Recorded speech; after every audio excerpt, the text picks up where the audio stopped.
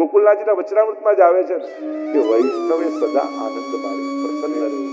તમે ગમે તેટલા શણગાર મોંઘામાં મોંઘા પહેરીને લગ્નમાં જાઓ, પણ તમારો મૂડ બરાબર નહીં હોય ને તો કોઈ દાગીનાનું નહીં પૂછે. બધા શું આજે મૂડમાં નથી લાગતા, બધા ચહેરાનું પૂછશે. એનાથી ઊંધું કઈ ઉતાવળમાં જે પહેર્યું, જે દાગીના આયા, જે પહેરીને લગન વગર નીકળી ગયા, પણ એટલા હરખમાં છો તો બધા કહેશે આમ બહુ મૂડમાં લાગો છો આજે, તો આમ ચહેરો જ કંઈક જુદો લાગે છે. તમારો જે હરખ છે ને એ તમારો પહેલો શણગાર.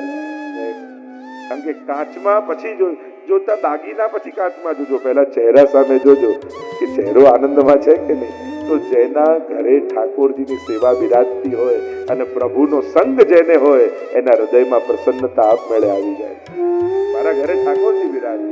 ઘણી વાર કહું ને કે જેના ખાતામાં ધન બહુ હોય તો એ ફરતા હોય કે આપણે ઘણા પડ્યા છે, જો કુમારીમાં ફરતા હોય. તો જેના ખાતામાં લક્ષ્મી હોય એ આટલી કુમારીમાં ફરે, તો જેના ઘરમાં ઠાકોરજી હોય, લક્ષ્મીનો નાથ હોય, એને તો કેટલી કુમારીમાં ફરવું જોઈએ. મારા ઘરે ઠાકોરજી બિરાજ, એને અહંકાર નથી હોતો, એને ગૌરવ હોય કે મારા ઘરે ઠાકોરજી બિરાજ, લક્ષ્મીનો નાથ બિરાજ. એ પ્રસન્નતા એના ચહેરા. તો પિય સંગ રંગ ભરી કરી કલોલે, અને કિલ્લોલ, અને જે આનંદમાં હોય ને એ જ બીજાને આનંદ આપી શકે. દુનિયામાં દુઃખી લોકો જ બીજાને દુઃખી કરે. મને ના મળે તો એને શેનું? પેલો સર કાયમ હસતો જ રહે. કેવો માણસ છે. ઘણા તો એમાં તકલીફ છે, કાયમ હસતા છે ના રોજ, એમાં વાંધો છે. લોકો આમ દુઃખી દેખાય ને, આ બિચારો, આમ બિચારો કહેવાની બધા બહુ મજા આવે. એટલે બહુ પ્રસન્ન વ્યક્તિ લોકોને ખપે નહીં. આમ થાય કે આ શેનો રાજી, આટલો બધો ખુશ શેનો. એટલે દુઃખી લોકો પોતાની ભીડ વધારે દુઃખી કરે. તો સંબંધ કો સુખ દે, તો બધાને સુખ હોય, પોતે પ્રસન્ન હોય.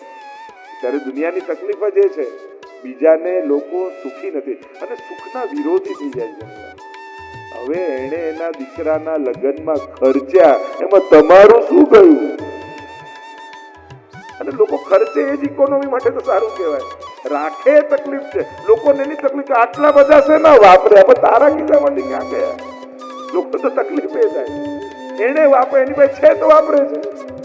સમાજ ધીમે ધીમે સુખનો વિરોધી થઈ જાય. એ બહુ તકલીફ વાળું. આ સારી નિશાની નથી.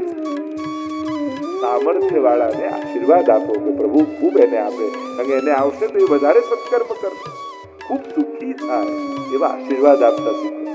બીજાના સુખની ઈચ્છા ન કરશો. આજે માણસની તકલીફ જ એ છે, ઉઘાડાને કપડા આપનારા ઘણા છે, બીમારને દવા આપનારા ઘણા છે, ભૂખ્યાને અન્ન આપનારા ઘણા છે, પણ કોઈ સુખીને જોઈ સુખી થનારા કેટલા દુનિયામાં? તો આ રોગ નથી દુનિયાનો, આ બીમારી નથી. તમે કોઈનું સુખ ન જોઈ શકો એ સૌથી મોટી બીમારી તમારા જીવનમાં. તમારા જીવનમાં ક્યારે સુખ નહીં આવે, કારણ કે તમને સુખ ગમતું નથી.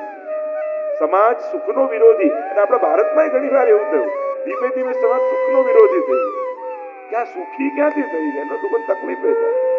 ઉલટાનું એમ વિચારું કે બધા સુખી થાય. તમે ગરીબના ઘરે જઈને ગરીબ જેવું જમી આવો, એ સારી વાત નથી. એ તમારા જ ઘરે આવીને તમારા જેવું જમે ને તો દેશનો વિકાસ થયો કહેવાય. આપણે ઝૂંપડામાં જઈને ગરીબ જેવું કે એ તો બિચારો ગરીબ જ છે, એનો એ રોટલો ખાઈ આવ્યો, એને તો રહેવા દેવો. તો મૂળ વાત છે, એ તમારા ઘરે આવીને ચાંદીના વાસણમાં ખાય એવો સમાજ થાય તો સુખી સમાજ કહેવાય.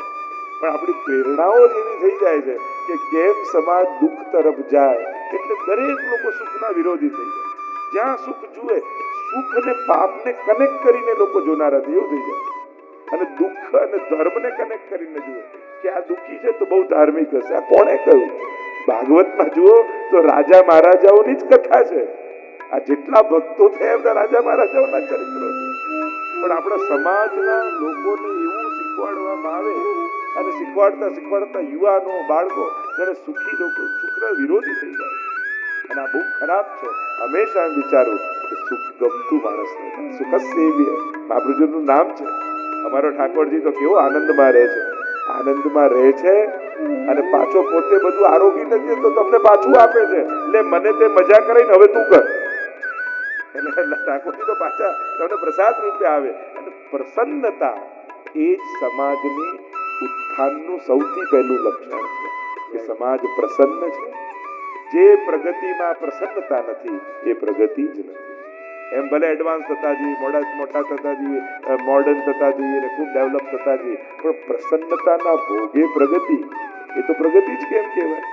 લોકોમાં ખુશી વધી રહી છે, પ્રસન્નતા વધી રહી છે, એ જોવું છે. તો જેના હૃદયમાં, એટલે જ ભક્તિની સમાજને કેમ જરૂર છે? તમારા હૃદયમાં ભક્તિ વધશે ને તો તમે બધાને ખુશ જોવા માંગો. જો ઠાકોરજીનો સેવક હોય ને એને તો નંદ ઘેર આનંદ હોય લૂંટાવી દો, બધાને આપી દો. હું લઉં છું એ પ્રસાદ બધાને વાંટું. વૈષ્ણવને એમ ના થાય કે છાનો માનો લઈને હું ખાઈ જાઉં. વૈષ્ણવ થાય 4 વૈષ્ણવ મળે તો બધાને કણિકા આપું તો મને કેવો હરખ થાય. એક વિચારધારા જુઓ તમે, એક વૈષ્ણવની વિચારધારા કઈ રીતે ડેવલપ, એક પેડાથી શરૂ થાય છે અને જીવનમાં પછી જે મળ્યું એ વાંટવાની વૃત્તિ બની જાય છે. આ કૃષ્ણ ચરિત્ર શું છે? વાટીને આનંદ કરવાનું ચરિત્ર છે કે ગમતાનો કરીએ ગુલાલ. મળ્યું છે, હરખ છે. દુઃખી વ્યક્તિને એમ થાય કોઈને આપું નહીં, છુપાવી દઉં, રાખું છું, કોઈ લઈ જશે. અને આનંદીને એમ થાય મને મળ્યું તો બધાને મળે, બધાને વાટે. આ વાટવાનો પ્રસંગ. નહીં તો એ લોકો એક સીડી સાંભળી શકે, બધું કરી પણ સંધ્યાભાઈ ને નિકિતાબેન શું થયું? આનંદ છે તો બધાને વાટીએ, સત્સંગનો પ્રસાદ. અને એવું સુંદર આયોજન આજે કરીને આપણે બધા અહીંયા બેઠા છે. વિચાર કરો, આપણને જે સાધારણ ક્ષણો લાગે છે ને સાધારણ નથી. આજ 3 કલાકમાં કેટલાના એક્સિડન્ટ થયા છે, કેટલાના હાર્ટ એટેક આવ્યા છે, કેટલા લોકો બરબાદ થયા છે, કેટલાના બાળકો બીમાર થયા છે, કેટલાએ સ્વજન ગુમાવ્યા છે. કેવું કેવું આ 3 કલાકમાં દુનિયામાં થયું હશે. અને બધેથી બચાવી ઠાકોરજીએ 3 કલાક એના સત્સંગમાં આપણને બેસાડ્યા. તમને નથી લાગતું કે ઠાકોરજીની કૃપા છે આપણા ઉપર? બધેથી તો કેવું કેવું થઈ શક્યું હતું અને કેવું કેવું ઘટ્યું હશે આ દુનિયામાં. શું નહીં બન્યું હોય આ 3 કલાકમાં દુનિયામાં? પણ પ્રભુએ બધેથી બચાવી સરસ સોફા અને ચેર આપી, સરસ એસી હોલમાં, અને એમાં પણ દ્વારકેશલાલજીની કથામાં ઠાકોરજી આવીને બેસાડ્યા અને યમુનાજીના ગુણગાન ગાતા ગાતા પાછા. તો કેટલો પક્ષપાત ઠાકોરજી, કેવી કૃપા આપણા પર યમુનાજીની છે કે સંસારના બધા કામોમાંથી કાઢી અલૌકિકની કથા શ્રવણમાં આપણને બેસાડી દીધા. આ કૃપાની તો શું? આપણને સાધારણ દિવસ સાધારણ લાગે, આજે તો દિવસ એમને જ ગયો, કાંઈ નહીં. પણ બીજા દિવસે તાવ આવે ત્યારે ખબર પડે એ તો સારો દિવસ હતો, કંઈ નતું થયું. જો ને આખો દિવસ. એટલે આપણને જે નોર્મલ લાગે છે ને એ નોર્મલ નથી હોતું, એ સારું જ હોય છે. પણ સંકટ આવે ત્યારે સાધારણ પણ વિશેષ લાગે. જ્યારે માથું દુખે ત્યારે લાગે ના કાલ સારું હતું, કાંઈ જ નતું, એવું સરસ હતું, શાંતિથી સુઈ ગયો હતો. પણ એ દિવસ આપણે નોર્મલ લાગતો હતો. તો જે સામાન્ય લાગે છે ને સામાન્ય નથી, એ વિશેષ જ છે. એને પણ પ્રભુનો પ્રસાદ માનીને સ્વીકારવું. આમ કહી અને સકથા વિરામનો આપણે સમય થઈ ગયો છે. યમુનાજીનો લોટી ઉત્સવ આપણે કરવાનો છે, એટલે પરિવારને કહીશ યમુનાજીના લોટે લઈને સામે જાય અને અહીંયાથી મધુર ધ્વનિઓ, કીર્તનો, ગાન કરતા કરતા યમુનાજીના લોટીથી આપણે અહીંયા પધરાવીશું, યમુનાજીને ખોલીશું અને યમુના જળનું પાન કરવાનો લાભ આપ બધાને આ શાહ પરિવાર દ્વારા આપવામાં આવશે. તો આ યમુના ગુણગાનનો ઉત્સવ એ કેવલ ગુણગાન પૂરતું મર્યાદિત ન રહેતા યમુના પાનનો ઉત્સવ બનશે. તો સાથે મળી યમુનાજીની સાથે તોળ પદ ગાન કરતા કરતા, નૃત્ય કરતા કરતા, મનમાં હૃદયમાં હરખ કરતા કરતા યમુનાજીને વાજતે ગાજતે અહીં પધરાવી. આજે 3 દિવસ આપણે ત્યાં તો કહ્યું અજાણે અધર્મી નાહી ગયો તોય માએ કર્યો ઉદ્ધાર. જ્યાં સાધન અસમર્થ હોય ત્યારે આશ્રય સમર્થનો કરી દે. આપણે એમ લાગે આપણે યોગ્ય નથી, આપણે પાત્ર નથી, આપણામાં એવી કોઈ યોગ્યતા નથી કે પ્રભુની કૃપાના અધિકારી બનીએ. અસમર્થતા જ્યારે અનુભવ કરતા હોય ત્યારે આશ્રય શ્રેષ્ઠનો કરી દેવો. સાધન બળે ન તરી શકો તો આશ્રય બળે તરી જવાય. આપણું આશ્રય શ્રી મહાપ્રભુજી છે. અને જ્યારે મહાપ્રભુજી આપણી ઓળખાણ શ્રીજી જોડે કરાવે તો શ્રીનાથજી બાવાની દ્રષ્ટિ આપણા પ્રત્યે બદલાઈ જાય. જ્યારે મહાપ્રભુજી યમુનાજી જોડે આપણી ઓળખાણ કરાવે ને ત્યારે યમુનાજીની દ્રષ્ટિ આપણા પ્રત્યે બદલાઈ જાય.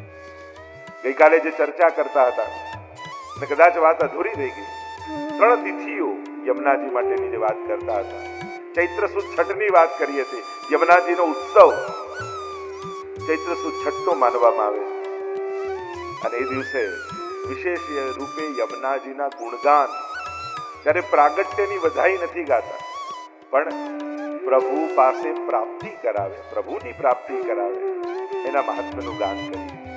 બીજી એક તિથિ યમુનાજી પ્રત્યે છે, એ છે ઠકરાણી ત્રીજ. જ્યારે હિંડોળાના દિવસો ચાલતા હોય શ્રાવણ મહિનાના, ત્યારે અમુક હિંડોળા ક્રમના હોય. ક્રમના હિંડોળામાં એ દિવસે એ જ હિંડોળો થાય, જેમ બગીચાનો આવે આદિ છે. અત્યારે વિસ્તાર નથી કરતો, પણ ઠકરાણી ત્રીજના દિવસે કાચના હિંડોળા થાય. શ્રી યમુનાજીના ભાવ છે. અને ઠકરાણી ત્રીજનો દિવસ એ પણ યમુનાજીના મહાત્મ્ય સાથે, સ્વરૂપ સાથે જોડાયેલો છે. અને જ્યારે મહાપ્રભુજી પૃથ્વી પ્રદક્ષિણા કરતા કરતા વ્રજમાં પધાર્યા, અને વ્રજમાં પધાર્યા અને એક એક સ્થળને પ્રગટ કરી રહ્યા છે. જો પ્રભુને પધારે તો હજારો વર્ષ થઈ ગયા. આજે આપણે આ ગોકુળ, આ વૃંદાવન, આ ઘાટ, આ કુંડ, આ સરોવર, આ કુંડ, એ તો બધું વિલુપ્ત થઈ ગયું. શ્રી મહાપ્રભુજીએ પધારી એક એક સ્થળ બતાવ્યું.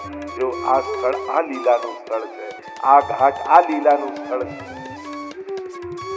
વ્રજના આધિદૈવિક સ્વરૂપને પુનઃ પ્રગટ કર્યું કે આ 84 કોષમાં પ્રભુએ કઈ જગ્યાએ કઈ લીલા કરી, એ મહાપ્રભુજીએ ત્યાં પધારીને પ્રગટ કરી.